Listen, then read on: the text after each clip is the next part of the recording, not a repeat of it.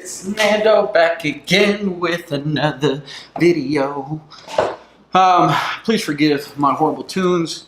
Alright, let's get right into this because this is going to be one of those unboxings that I'm not excited about. These are one of those situations where you got to spend the money. You really don't want to spend the money because I don't know how many people really get excited about their routers.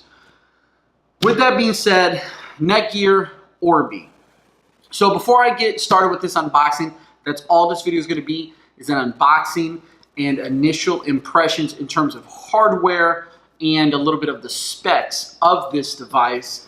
I'm going to start off by saying I have done tons of research across the board from all kinds of freaking routers. Modems and routers, routers by themselves, good modem, good router, you name it, mesh systems, non-mesh systems. And what this one is, this is what you consider a mesh system. And for those out there who are checking out this video, who are doing that research, trying to figure out what router is best for them, what a mesh system allows you to do is expand your speeds and your range across your house.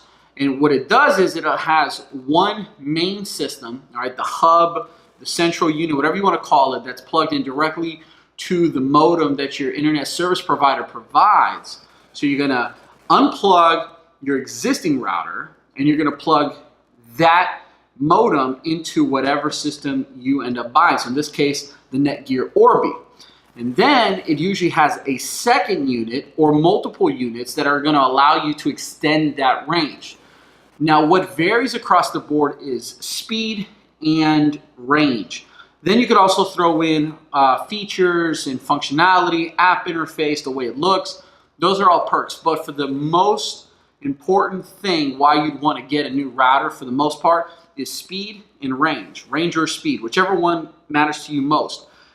So I'm currently using what's provided to me by my internet service provider, Spectrum. And I'm paying for about $400 down and $20 up. And right now I have about a 1,500 square foot home and it's 2 floors. And what I'm finding is that the range and the speed drops considerably upstairs. The router and the modem is downstairs, but once I'm upstairs, I'm fluctuating all day. Many times I'm watching YouTube and it says that I've been disconnected from the internet, then it reconnects. So I'm constantly doing that. And the issue with that is A, I'm not using the speeds I pay for, and B, I end up using a lot of data that I don't know I'm using because I thought I was on Wi-Fi, but I'm not.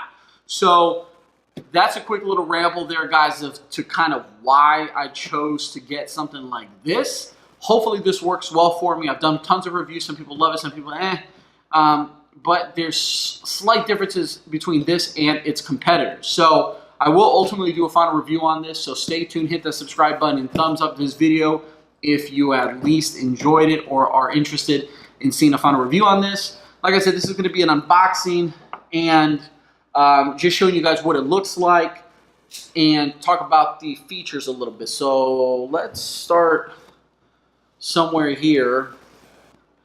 I don't think Best Buy charges a restocking fee when it comes to routers. They seem to charge a restocking fee on almost everything. So from early reviews that I've seen on this, this router system is quite big. It's something that compared to, for example, the Google Wi-Fi, those little pucks, those are cheaper, smaller. To some people, that's going to be perfect. To other people, there's some drawbacks to Google's Wi-Fi system. And the issue that I've seen so far is speed. So I'm not quite sure how this opens.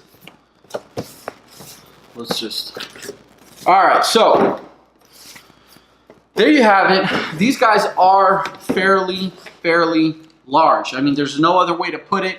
These are big systems. The cool thing is it's already labeled right here. So you have satellite for this guy, and you've got main router for this guy. So let's go ahead and move these out of the way. They look pretty much identical. We've got a quick start guide right here, and then we have what I believe is going to be your cables And yes, that's what it is. So you've got your cables. And real quick, these are pretty big charging bricks. So if any of you guys out there use MacBook Pros, you know those big charging bricks. This is what this kind of reminds me of. So keep that in mind if you are considering this unit. If aesthetics is something that matters to you a lot, this router might not be for you because of the space it's going to take. I can't even get this box for it. Because of the space that it's going to take just as a whole between cable, the power brick, and then the unit itself. So I'm going to put this aside because I'm not even going to bother opening it up and playing with that right now. I'm going to go ahead and start with the router.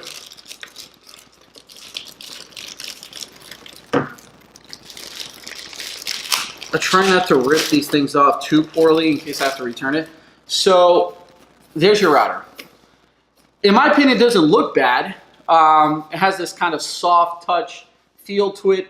Like I said, I wish it was smaller, but it's not. On the top, it looks like this is going to be some sort of colored ring. And I'll get more to that in a second in terms of letting you know if it's connected or not connected.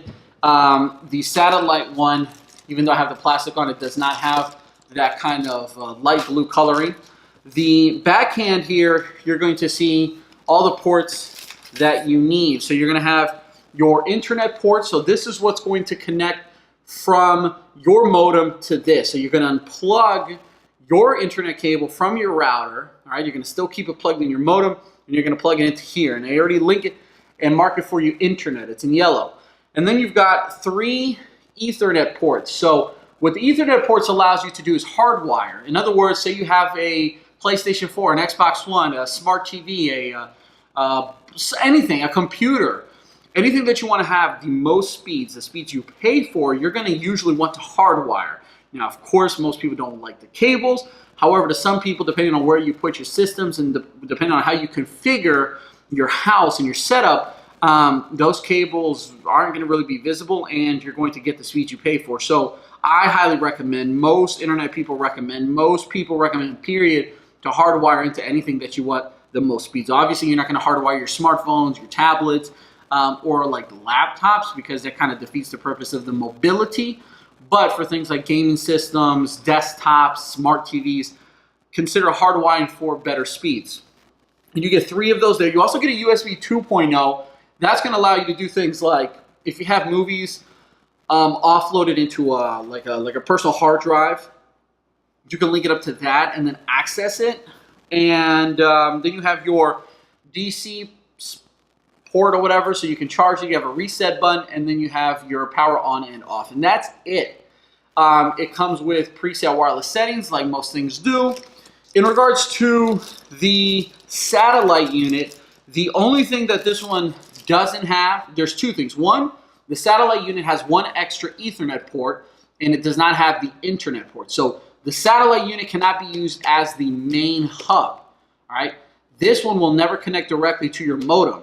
However, because it has Ethernet ports, you can probably, and it's what I'm going to do, you can put this in a location that you know you're going to need to hook things up hardwired wise, and you can go ahead and hook up 4 things. So if you have like a gaming room, a bonus room, you can put the TV, the game console, your Apple TV, your Roku, etc., 4 hooked up here, and then you're getting optimal speeds. So that's the main difference there. So there you have it. That's just a hardware unboxing of the Netgear Orbi. Now, kind of a little bit of why I chose this versus others. So I was considering Google Wi-Fi for price. I think you get 3 right now for like $290, $280, or maybe a little less. 3 little pucks. They also have the hardwire ports, so the Ethernet ports there. I was considering the Amplify, Ubiquiti. Those are smaller units. The satellites are like these big antennas, so I'm not really too fond of that. And you plug that into the wall. I was considering the Eros, and there's a couple more, Samsung and whatnot. The reason why I chose to go with the Netgear Orbi, speed and range. I read a lot of reviews and watched a lot of videos that talked about the speed on this unit, being able to literally change the whole setup up, because a lot of people were paying for X amount of speeds and they weren't even getting 50% those speeds, but once they hooked up their Orbi, they were getting those speeds. There's other units out there that have better range, so it all depends on your home, your walls and things like that, I think that these two units should cover about 5,000 square feet. That should be plenty. However, walls matter, and what you have in between those walls, electronic-wise, will matter as well. So guys, hit that subscribe button, hit that like button, and stay tuned for a review on this once I actually set it up, which I'll do once I'm done with this video.